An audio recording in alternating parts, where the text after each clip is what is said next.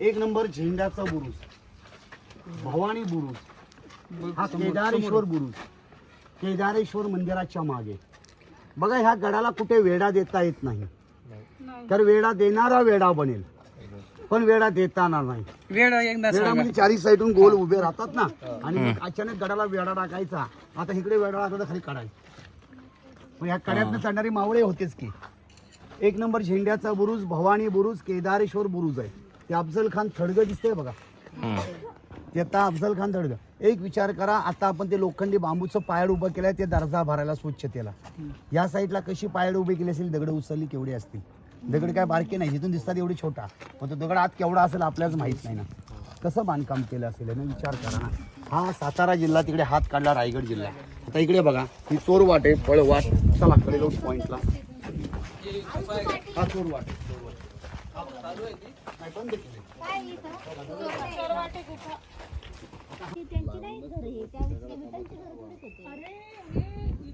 कडेलोट point, कडेलोट point, सजाई मोत.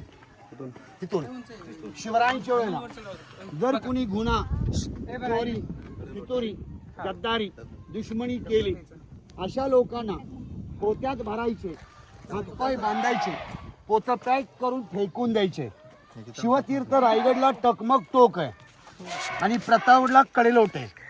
प्रत्येक गडावर कडेलोट असतात. ज्या एरियात गद्दार त्या एरियामध्ये शिक्षा. आपण उंच जागेवर उभे आहोत.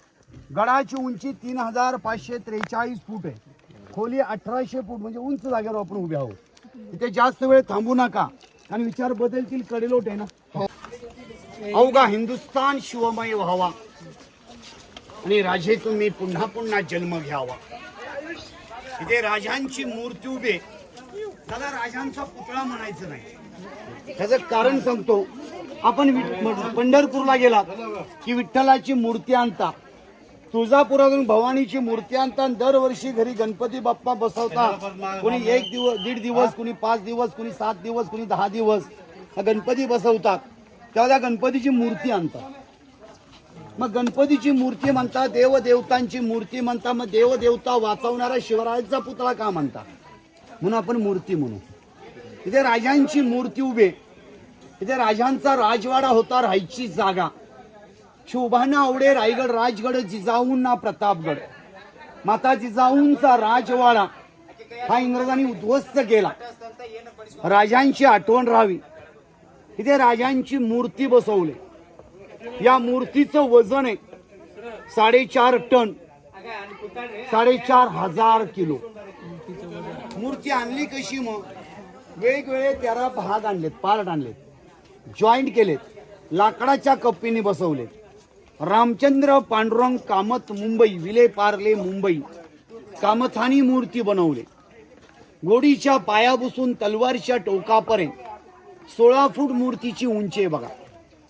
तलवारीच्या टोकापासून चौताऱ्यापर्यंत 36 फूट उंच मूर्ती आहे. पंचधातूची मूर्ती आहे. राजांच्या हातात तलवार आहे, घोडीवर स्वार आहेत, नजर खानाकडे.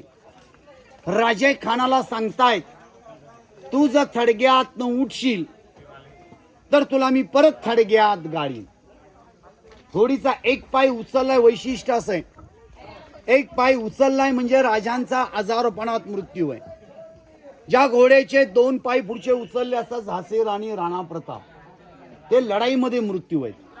आणि 4 पाय जमिनीवर टेकवले, नॅचरल मृत्यू. आजपर्यंत तुम्ही राजांच्या अनेक मूर्त्या पाहिल्या, मंत्र्यांच्या पाहिल्या, संत्र्यांच्या पाहिल्या, माझ्या राजांच्या पाहिल्या, पण त्याच्यावर पक्षी बसून डाग पडलेले असतात. आहे का पक्षी? दाखवा डाग कुठे. काय वैशिष्ट्य आहे ना, काहीतरी महत्व आहे. म्हणून आपण राजांची मूर्ती म्हटलं पाहिजे. वर जाताना चपला काढा, दर्शन करा, आणि मग दादा ताई झालं इथून खाली उतरताना महादेवाचं दर्शन घ्या. ते मागे ठेवले आपण, कारण महादेवाला प्रदक्षिणा मारत नाही म्हणून. हा माझा लास्ट पॉइंट आहे. काय चुकलं असेल क्षमा करा. एक तुमचा छोटा भाऊ म्हणून माहेर समजून परत गडांवर या. गड किल्ले बघा.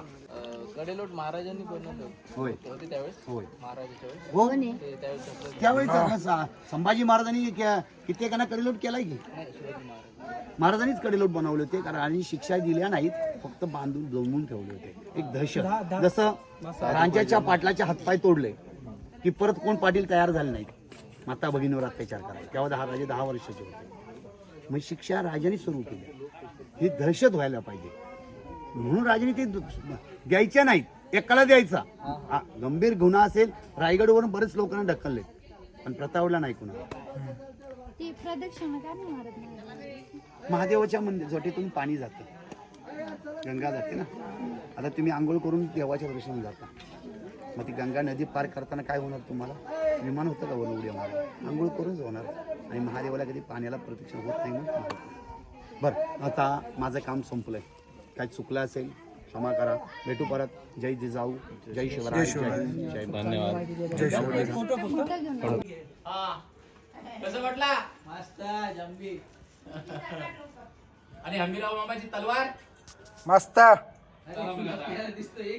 नमस्कार मित्रांनो, मागच्या 1.5 तासापासून आम्ही प्रतापगड बघत आहोत आणि सोबतच आता तुम्ही अगोदर व्हिडिओ बघितला असेल काय मस्त सांगितलं आमच्या माणसांनी आणि इथं आल्यानंतर ना असं वाटलं असं म्हणजे जसं मी बऱ्याचदा व्हिडिओ बघितले होते पण पर्सनली ज्यावेळेस आपण एखाद्या गोष्टीवर हात ठेवतो ना असं फील होतं की यार खरंच इथं महाराज बसले असतील महाराज इथं लोकांना मार्गदर्शन करत असतील म्हणजे डोळ्यात अश्रू येतात ऑटोमॅटिक म्हणजे मला सांगतो मी जसं म्हणजे असं फील करण्याची गोष्ट आहे ही फक्त बघण्याची गोष्ट नाहीये तुम्ही इथे आलात आणि ज्यावेळेस स्वतःच्या मनाला सांगा अरे यार इथं महाराज बसलेले असतील इथं महाराज लोकांना अशी गप्पा मारत असतील इथं महाराज पाय पडायला येत असतील आणि आज मी तिथे आलोय असं म्हणजे वेगळंच फील होतं म्हणजे महाराज इथे बसले असतील असं वाटतं की हां मीही महाराजांच्या मार्गदर्शनाखाली चालावं मीही महाराजांनी सांगितलेल्या गोष्टींना करावं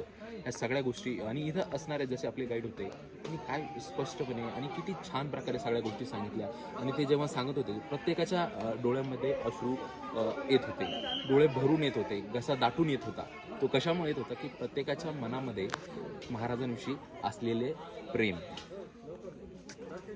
आता त्यांनी तर सगळं सांगितलंय मला काही वेगळं सांगण्याची गरज नाही तुम्हाला पण म्हणलं या ठिकाणावर तुम्ही सर्वांना मी सांगेल की एकदा यावं आणि त्यांना तुम्ही गाईड म्हणून म्हणावं आणि तुम्ही ज्यावेळेस इतिहास हा पुस्तकात वाचण्याचा नसतो इतिहास जर तुम्हाला अनुभवाचा असेल तर त्याच जागेवर जाऊन तोच इतिहास ऐकायचा आणि अशा प्रखर आवाज आणि अतिशय सुंदर अशा प्रकारे सांगणाऱ्या व्यक्तीकडून ऐकायचा त्याच जागेवरती त्याच जागेचा इतिहास नेहमी सांगेल कोणत्याही किल्ल्यावर जात असेल तर गाईड लावा आणि त्याच किल्ल्याचा इतिहास त्याच माणसाकडून त्याच जागेवर ऐका आणि तुम्हाला त्याचा नक्की आनंद येईल धन्यवाद